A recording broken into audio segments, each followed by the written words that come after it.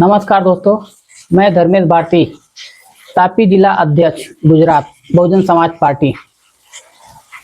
वैसे तो आप मान के चलो या फिर मान लो कि सरकार के रिकॉर्ड में गुजरात में दारू बंदी है कि दारू यहाँ पे नहीं बिकता है, परंतु अगर आप फील्ड में उतरेंगे तो आपको पता चलेगा कि गुजरात के हर एक कोने में आपको दारू मिलेगी।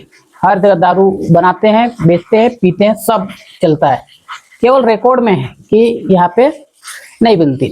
अब सरकार कितने एनजीओ है, कितनी पार्टियां हैं, कितने लोग हैं, सामाजिक कार्यकर्ता है, बार बार इसका विरोध उठाते हैं कि गुजरात में दारू बंदी होनी चाहिए, दारू बंदी होनी चाहिए। पुलिस डेली रोज हर पुलिस स्टेशन में कहीं ना कहीं कितने लाख का दारू, इतने गाड़ियां पकड़ी, इतने बोतलें पकड़ी, डेली न्यूज में भी आता है, सब कुछ आता है। तो सरकार जो है इस पे कड़क एक्शन क्यों नहीं लेती, या फिर यूं कहे तो गुजरात में दारू बंदी क्यों नहीं हो पा रही है। तो कई लोग का ऐसा कहना है कि नेताओं को, पुलिस को इन दारू वालों से कमीशन जाता है, कमानी होती है, इसकी वजह से नेता, पॉलिटिशियन, पुलिस सब मिलजुल के ये नेटवर्क चलाते हैं। परंतु मेरा कहना अलग है। आप बात को थोड़ा समझना, मैं क्या कहना चाह रहा हूँ कि गुजरात में दारू बंदी वो एक बहुत लंबी सोची समझी साजिश है। साजिश का कैसे है कि देखो, दारू सब जगह मिल रहा है, सरकार इसको बंद नहीं करवा रही। क्यों नहीं करा रही है? क्योंकि ये गुजरात का जो भी एक निम्न कक्षा का जो गरीब है, जिसको डेली अगर वो मजदूरी करने जाए 200, 400, 500 रुपए के अंदर वो मजदूरी करके आता है और वही उसकी दिनचर्या रहती है। आज काम मिला नहीं मिला, कल काम मिला नहीं मिला, उसी पे उसको जीना होता है।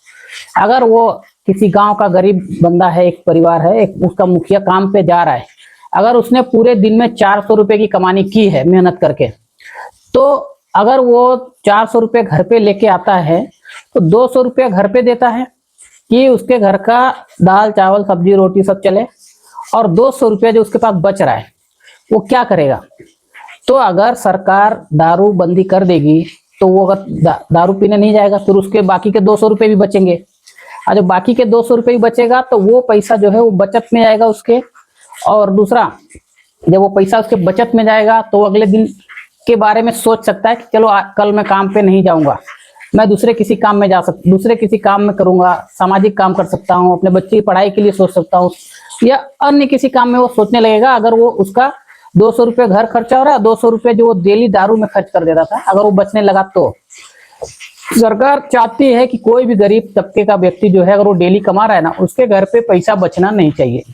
क्योंकि अगर उसके घर पे पैसा बचने लगेगा तो समाज की फिक्र करेगा, अपने परिवार की फिक्र करेगा, और उसके बाद से वो शायद आगे भी आए, देश की फिक्र करने लगे, राज्य की फिक्र करने लगे, तो हमारा जो दुकान है वो बंद होने की कगार पे आ जाएगा। इसीलिए गरीब आदमी रेगुलर दारू पीता रहे, अपनी कमाई जो है, कमाई का आधा हिस्सा दारू में डालता रहे।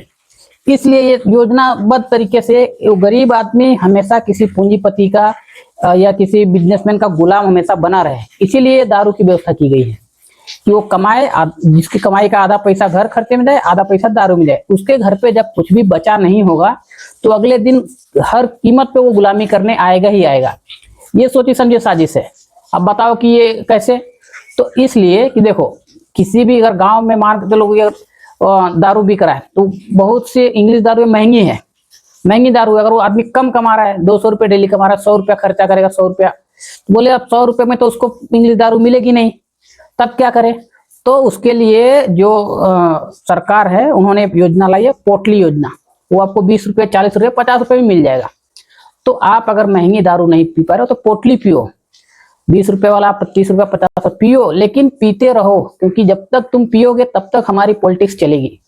पीते रहेंगे, पिदड़ रहेंगे, पी के पड़े रहेंगे, उसी में जिंदगी जा रही है। तो इलेक्शन में यही नेता लोग तो उसका यूज करते हैं, पिला दो उसको हद से ज्यादा और वोट ले लो, क्योंकि 5 साल में एक ही बार तो उसके घर पे जाना है।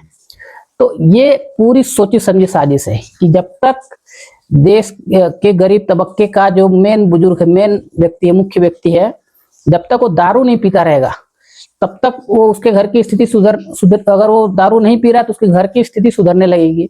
स्थिति सुधरने लगेगी तो वो फिर अपने परिवार का, समाज का सोचने लगेगा। और वो सोच जो है वो नेताओं के लिए, जो करप्ट नेता है या पार्टियां, उनके लिए बहुत बड़ा खतरा है। इसीलिए ये सोची समझी साजिश के तहत पूरे गुजरात में दारूबंदी होने के बावजूद हर जगह दारू बिकता है। और सरकार भले ही बोलती हो ये नहीं बिक रहा हो, लेकिन आप घूम लो, सबको पता है, पूरा गुजरात जानता है। तो दारू बंद नहीं होने का कारण ये है।